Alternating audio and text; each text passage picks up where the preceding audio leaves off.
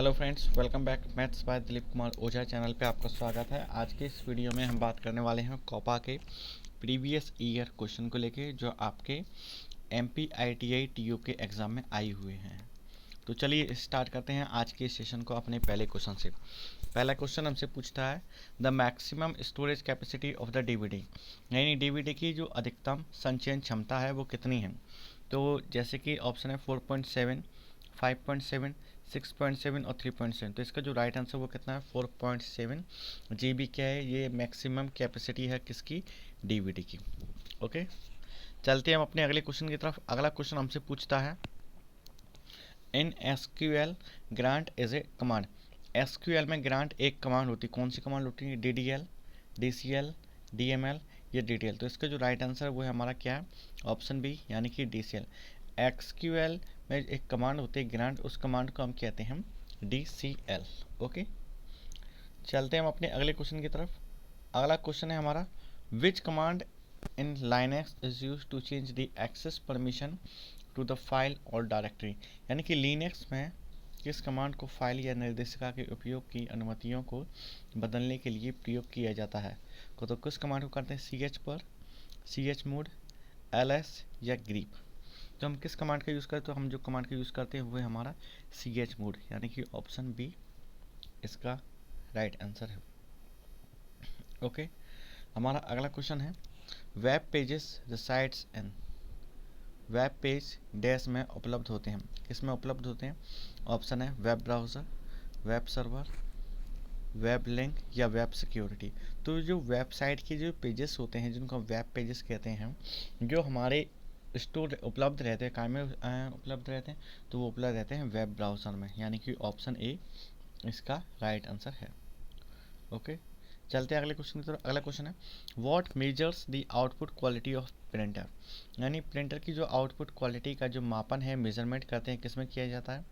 Option A dot पर cm, dot पर inch, dots printed पर यूनिट्स या डॉट्स पर पेपर। तो इसका जो राइट आंसर है, यानी जो क्वालिटी की जो प्रिंटर की होती है वो हम डॉट पर इंच के अकॉर्डिंग इसको करते हैं, यानी कि ऑप्शन बी इसका राइट आंसर है। ओके, अगला क्वेश्चन है हमारा question number 45 HTTP is a protocol of which layer. HTTP किस लेयर का प्रोटोकॉल है। ऑप्शन है एप्लीकेशन, ऑपरेटिंग सिस्टम या डेवलपमेंट। तो जो HTTP जिसको हम हाइपर टेक्स्ट ट्रांसफ़र प्रोटोकॉल होता है, वो एक किस प्रोटोकॉल का लेयर होता है।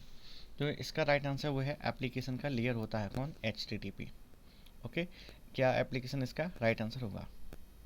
अगला क्वेश्चन है हमारा question number 46 dash is a memory is allocated during run time.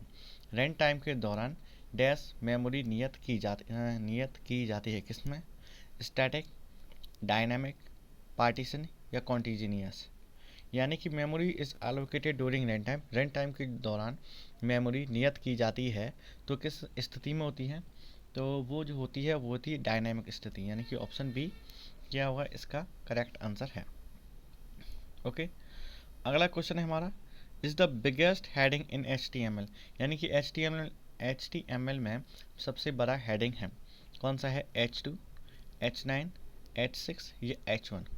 यानी कि जो HTML जिसका नाम है full form hyper text markup language कहते हैं HTML को, इसमें सबसे बड़ी हेडिंग है, उसको हम किससे डिनोट करते हैं, H1, H2, H9 या H6। तो इसका जो करेक्ट आंसर वो है हमारा H1 ही इसकी करेक्ट हेडिंग होती है, यानी कि ऑप्शन डी।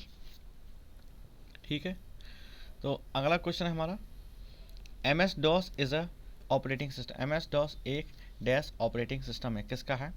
ऑप्शन है पॉइंट एंड क्लिक का, यूजर फ्रेंडली, कमांड ड्राइवन या मैकिन्टोश का।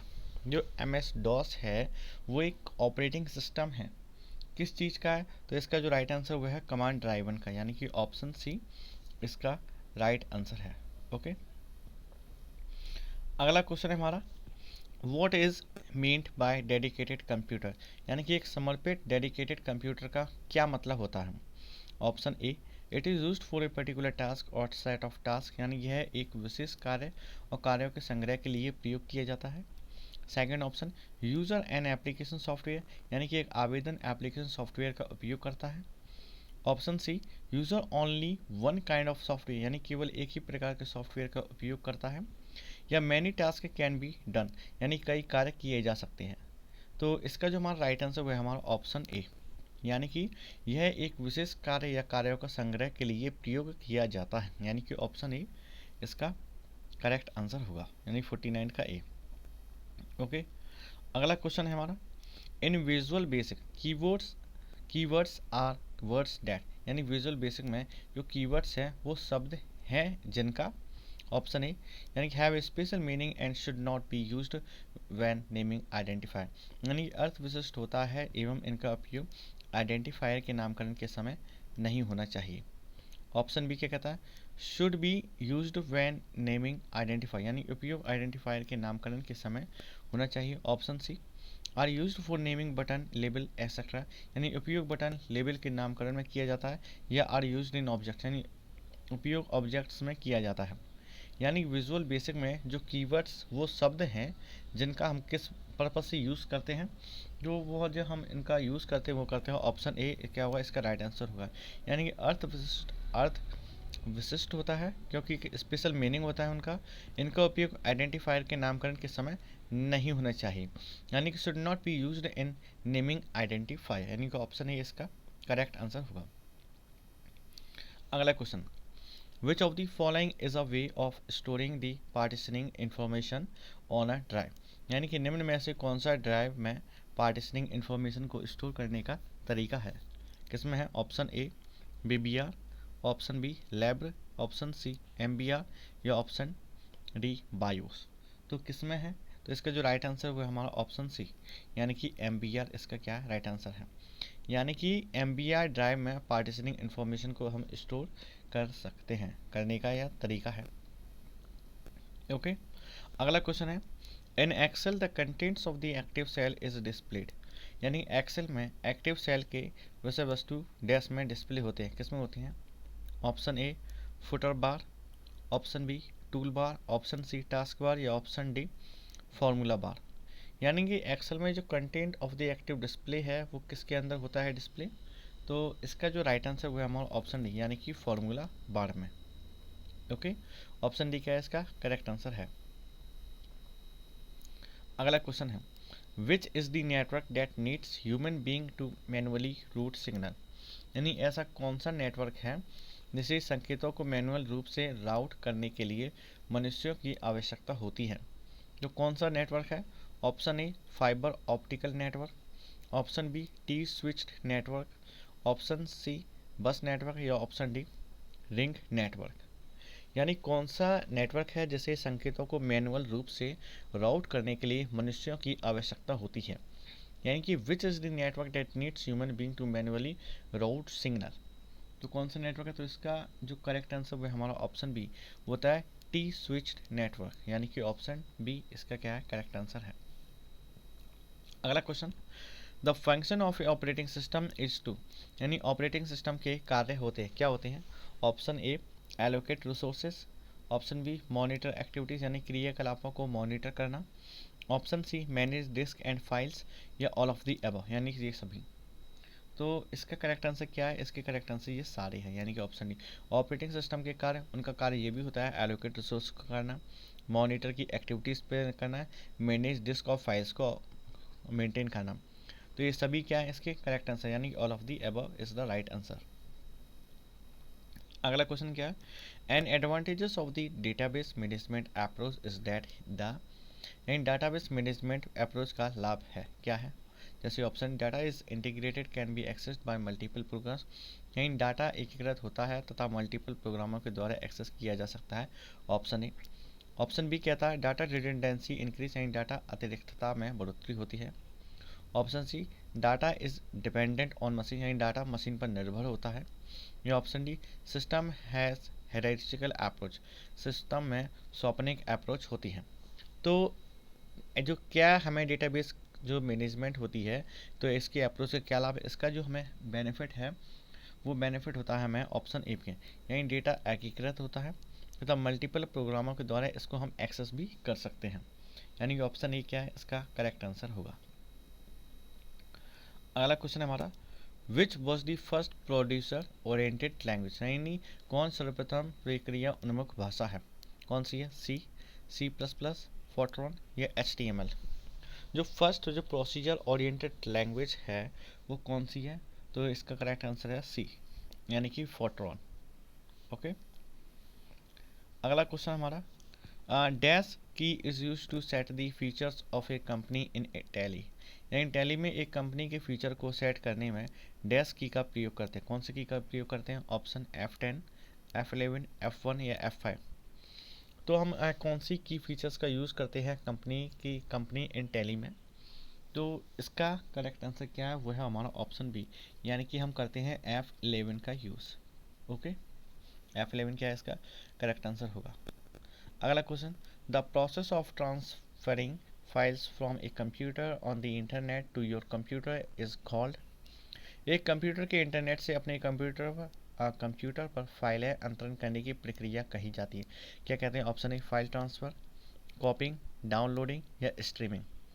तो एक कंप्यूटर से अपने कंप्यूटर में जो फाइलों को हम एक्सेस करते हैं या ट्रांसफ़र करते हैं तो उसको क्या कहते हैं? उसको हम कहते हैं डाउनलोडिंग, यानी कि ऑप्शन सी इसका करेक्ट आंसर है।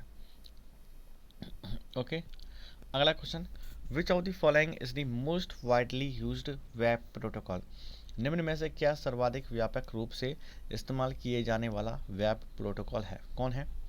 Option A URL, B HTTP, HTML या ISP, internet service provider ISP को हम कहते हैं। तो जो सबसे अधिक जिसका इस्तेमाल किए जाने वाले एक वेब प्रोटोकॉल है तो वो कौन सा है? तो इसका करेक्ट आंसर है बी, यानी कि HTTP। नॉर्मली हम कोई भी वेबसाइट सर्च करते हैं तो उसका जो वेब एड्रेस होता है वो HTTP ही होता है। हाइपर टेक्स्ट ट्रांसफ़र प्रोटोकॉल इसको कहते हैं। Okay, option B. अगला क्वेश्चन क्या है हमारा? अगला क्वेश्चन है, bytes are required for a single data type in VBA, VBA में एकल डेटा टाइप के लिए डैश बाइटों की आवश्यकता होती है। कितने बाइट की आवश्यकता होती है? 2, 4, 8, 1। तो कितने बाइट्स की हमें आवश्यकता पड़ती है? तो हमें पड़ती है 4 बाइट्स की, यानी कि 4 इसका क्या है करेक्ट आंसर है। ओके, अगला क्वेश्चन है, how can a variable be declared in Java script, Java script में वेरिएबल किस प्रकार से डिक्लेयर किया जा सकता है? किस प्रकार? जो वेरिएबल स्ट्रिंग नेम या str name var, well string या स्ट्रिंग। तो हम क्या वेरिएबल को जो डिक्लेयर कर सकते हैं जावा स्क्रिप्ट में, वो तो कौन सी टाइप से कर सकते हैं? तो इसका आंसर है वो ऑप्शन ए, यानी कि वेरिएबल स्ट्रिंग नेम। ओके, अगला question, what is a collection of worksheet in MS Excel called, MS Excel में वर्कशीट के संग्रह को क्या कहा जाता है? क्या कहते हैं? Option A worksheet, option B sheet book, option C workbook या एक्सेल बुक। तो जो MS एक्सेल में जो वर्कशीट होती है तो हम उसको क्या कहते हैं? वर्कशीट को हम कहते हैं वर्कबुक, यानी कि ऑप्शन सी इसका करेक्ट आंसर है। Okay, next question, POS is a, POS क्या होती है? A time and place where a retail transaction is completed, यानी वह समय तथा स्थान जहां रिटेल ट्रांजेक्शन होता है। A management product discussion, a product overview scenario या अ यूनिटी मीटिंग। तो पॉज क्या होती है?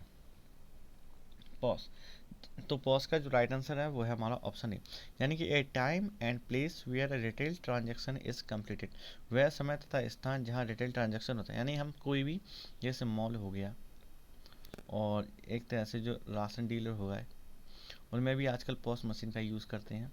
या कई जगह जो पेट्रोल पंप पे जो हमें प्रिंट के थ्रू पर्ची दी जाती है उसमें भी पॉज मशीन का ही यूज़ किया जाता है। तो पॉज मशीन जो एक समय, वह समय तथा स्थान जहाँ रिटेल ट्रांजैक्शन होता है वहाँ पे हम पॉज मशीन का यूज़ कर सकते हैं। ओके, अगला क्वेश्चन है हमारा, इन HTML the fundamental tag is called, यानी HTML में फंडामेंटल मूलभूत टैग को कहा जाता है। क्या कहते हैं? ऑप्शन ए प्राल, वेल, हेड या HTML।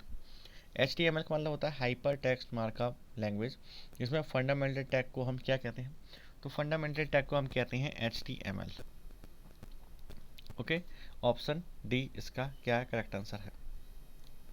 अगला question, the maximum length in DOS command is, DOS कमांडों में सर्वाधिक लंबाई होती है, कितनी होती है? ऑप्शन 147, 127, 187, 107। जो मैक्सिमम लेंथ होती है जो डॉस कमांडो में कितनी होती है, वो होती है 127। ओके, 127 इसका करेक्ट आंसर होगा। अगला question, the database object that holds data is, वो डेटाबेस ऑब्जेक्ट जो डेटा को रखता है क्या कहलाता है? डेटा को रखता है डेटाबेस में। Option A table, reports, form या क्वेरी। जो database object that holds data is, यानी वो डाटाबेस ऑब्जेक्ट जो डेटा को रखता है क्या कहलाता? तो वो कहते हैं हम उसको टेबल, यानी कि ऑप्शन ए क्या है इसका करेक्ट आंसर होगा। ओके फ्रेंड्स, तो फ्रेंड्स आपको ये वीडियो कैसा लगा अपनी राय कमेंट बॉक्स में बताएं। वीडियो पसंद आए तो वीडियो को लाइक करें, और जो भी डाउट्स हैं मैं कमेंट बॉक्स में पूछ सकते हैं आप में, और चैनल पर नए हो तो चैनल को सब्सक्राइब करें। एंड जय हिंद।